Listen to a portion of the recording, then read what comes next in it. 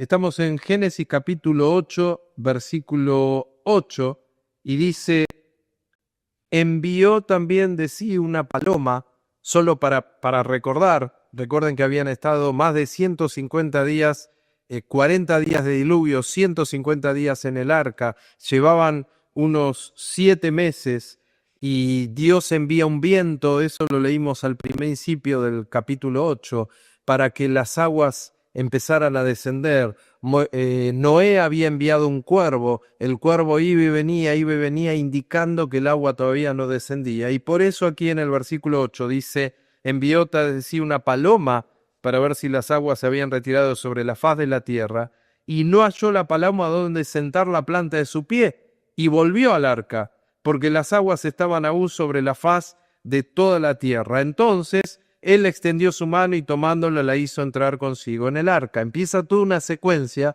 donde Noé quería estar seguro cuando ya él podía descender del arca y descender los animales. Entonces esperó aún otros 7 días y volvió a enviar la paloma fuera del arca. Y la paloma volvió a él a la hora de la tarde. Y he aquí que traía una hoja de olivo. ¿Qué quiere decir eso? No, quiere decir que no solo el agua había bajado, sino que uno de los árboles que había crecido, un olivo, ya tenía hoja. Entonces el agua había descendido lo suficiente como para que el olivo pudiera crecer. Quería decir que ya estaban a tiempo de descender. Dice: y entendió Noé que las aguas se habían retirado de sobre la tierra. Y el versículo 12 dice: y esperó aún otros 7 días, y envió la paloma, la cual no volvió más a él. Si la paloma no volvió más, quiere decir que encontró lugar para posar, para quedarse, y ya no era necesario volver. Entonces, dice el versículo 14, en el 13, y sucedió que en el año 601 de Noé, en el mes primero, el día primero del mes, las aguas se secaron sobre la tierra, y quitó Noé la cubierta del arca, y miró, y he aquí que la faz de la tierra estaba seca, y en el mes segundo, a los 27 días del mes, se secó la tierra. Entonces habló Dios a Noé diciendo: sal del arca tú, y tu mujer y tus hijos, y las mujeres de tus hijos contigo. La mano de Dios cerró el arca, la puerta del arca, antes que comenzara el diluvio. Pero aquí Noé abre la puerta del arca y viene la orden de Dios para que desciendan. Y Noé, en obediencia a Dios,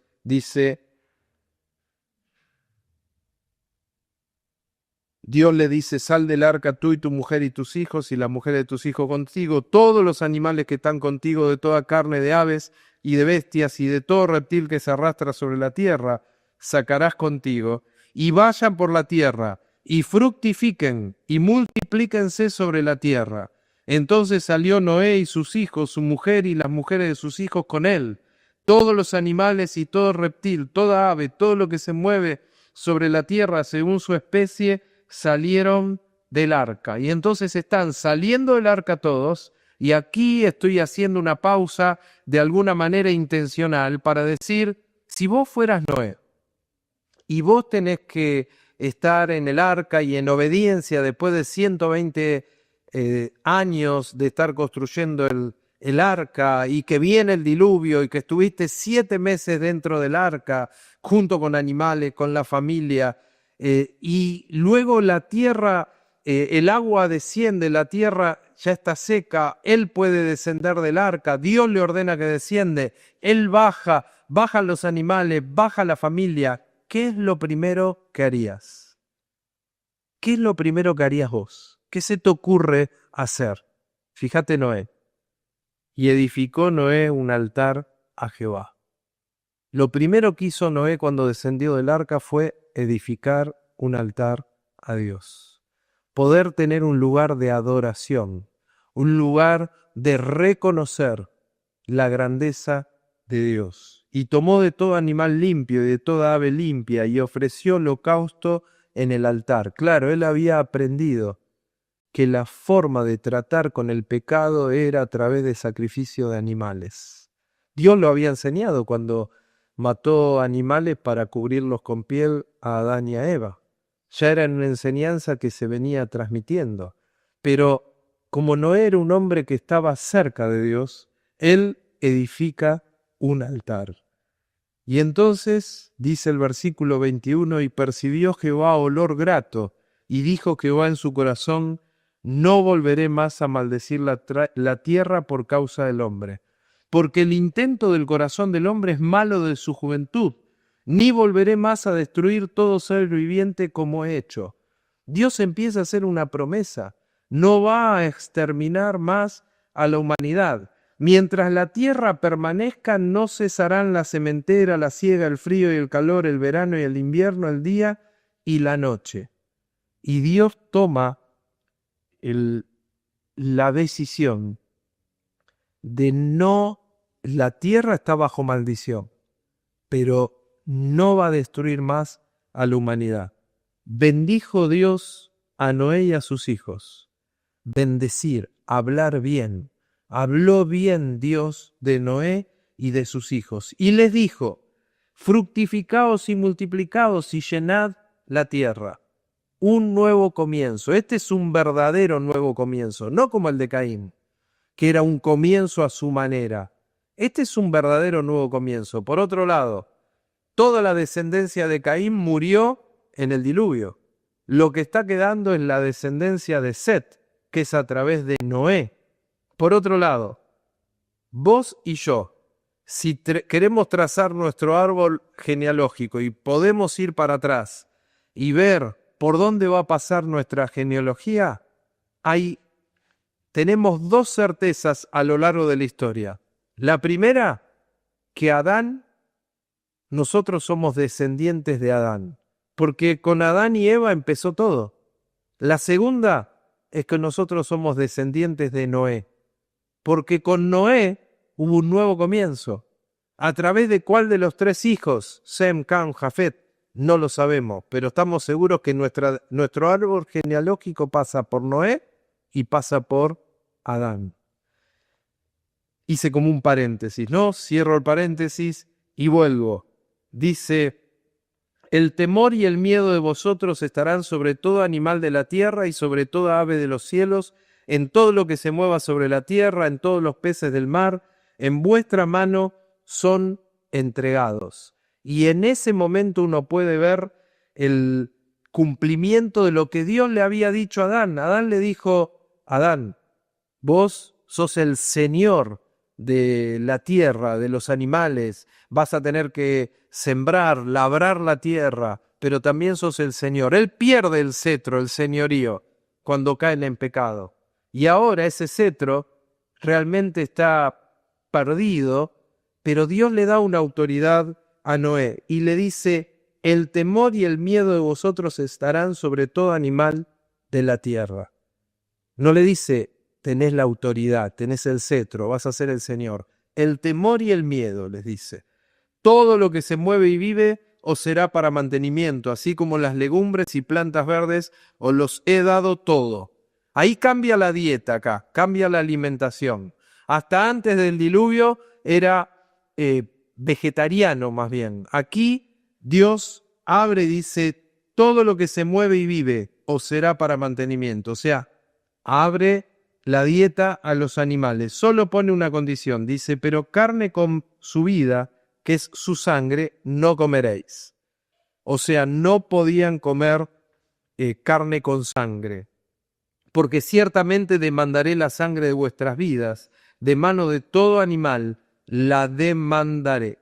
Y le vuelve a decir, versículo 7, mas vosotros fructificad y multiplicaos, procread abundantemente en la tierra y multiplicaos en ella.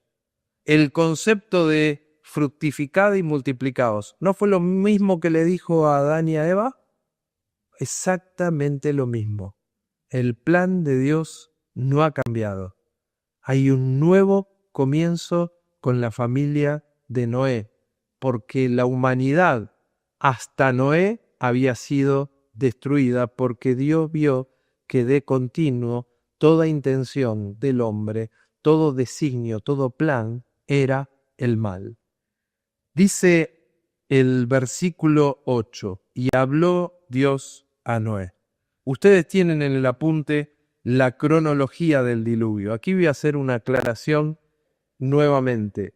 Empieza el 10 de febrero del año 1656 cuando entran en el arca y termina el 27 de febrero de 1657 cuando dejan el arca. Ahora, este año de alguna manera está establecido en base al calendario de Israel.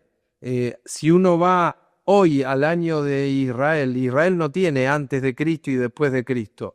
Desde la creación empiezan a contar y llegan al año 5000 y algo. Depende en qué año. Nosotros hoy estamos en un año, establecemos la fecha de un año y es el calendario gregoriano, pero en el calendario de Israel hay una diferencia tremenda en años porque ellos arrancan con la creación desde cero y empiezan año 1, año 2, año 3. Si yo tomo ese calendario de Israel, si tomo ese número, sería el año 1656. Ahora, déjenme avanzar un minuto. Si yo voy a el llamado de Abraham, por ejemplo, cuando ahí ya uno empieza a medir los años en el calendario gregoriano, antes de Cristo, después de Cristo, Abraham estaría 2150 años antes de Cristo. De 2150 a 1975 años antes de Cristo. Entonces, para no generar confusión, cuando lean esa cronología del diluvio en el apunte, tengan en cuenta que está hablando con un arranque en cero en el momento de la creación. Bien, habiendo dicho esto, retomamos en el versículo 8 del capítulo 9, cuando realmente en ese versículo 8 Dios establece de alguna manera un pacto con Noé, un pacto no solo con Noé, sino con la humanidad, ¿no? Y habló Dios a Noé y a sus hijos con él, diciendo, he aquí, yo establezco mi pacto con vosotros y con vuestros descendientes después de vosotros. Está haciendo un pacto con Noé, los hijos, y con los descendientes después de vosotros, con vos y con nosotros, con los descendientes. Y con los que van a nacer de nosotros, y con los van a nacer y nacer y nacer. Es el pacto, al decir con los descendientes, no le pone límite, por eso decimos un pacto con la humanidad, ¿no? Sí lo hace con Noé, obviamente, lo está estableciendo con Noé, pero al decir ahí con los descendientes, está haciendo un pacto con la humanidad. ¿Y cuál es ese pacto? Y con todo ser viviente que está con vosotros, aves, animales y toda bestia de la tierra que está con vosotros, de todos los que salieron del arca, hasta todo animal de la tierra. Estableceré mi pacto con vosotros y no exterminaré ya más toda carne con aguas de diluvio, ni habrá más diluvio para destruir la tierra. Dios decide no usar más agua para destruir. Y de hecho se cumplió. Porque vamos a ver más adelante, por ejemplo, en Sodoma y Gomorra, cuando Dios la quiere exterminar, no la inunda. Dios envía azufre y fuego, y entonces la termina por fuego. Y de hecho se va a cumplir, porque Segunda de Pedro lo menciona, cuando se extermine esta tierra, y Apocalipsis capítulo 21, cuando habla de cielo nuevo y tierra nueva, porque esta tierra tendrá su fin después del milenio. En el momento en que sea destruida, va a ser destruida por fuego. La palabra en griego que utiliza Pedro habla como si fuera una fisión nuclear. Era difícil de explicar antes de que lamentablemente, ¿no? En Hiroshima se lanzó la primera bomba nuclear. Pero después de eso es más fácil de entender cómo va a ser esa explosión. Va a ser como una explosión nuclear. Y esta tierra va a desaparecer después del milenio y va a haber una nueva tierra y unos nuevos cielos por toda la eternidad. Apocalipsis 21 habla de nuevo cielo y nueva tierra. Pero lo concreto que en este pacto que Dios está estableciendo con Noé y con la humanidad, Dios dice que nunca más por agua, por diluvio, va a ser exterminada la humanidad y los animales. Y dijo Dios, esta es la señal del pacto que yo establezco entre mí y vosotros, y todo ser viviente que está con vosotros por los siglos perpetuos. Mi arco he puesto en las nubes. Y el arco iris, como lo llamamos nosotros, el arco que se produce cuando se está terminando una lluvia y el sol empieza a impactar de alguna manera y por un fenómeno de difracción empieza a ver, uno ve multicolores, hay una gama de colores específicos. Eso justamente es el recuerdo del pacto que Dios establece aquí, en Génesis capítulo 9, con Noé y con la humanidad. Mi arco he puesto en las nubes, el cual será por señal del pacto entre mí y la tierra.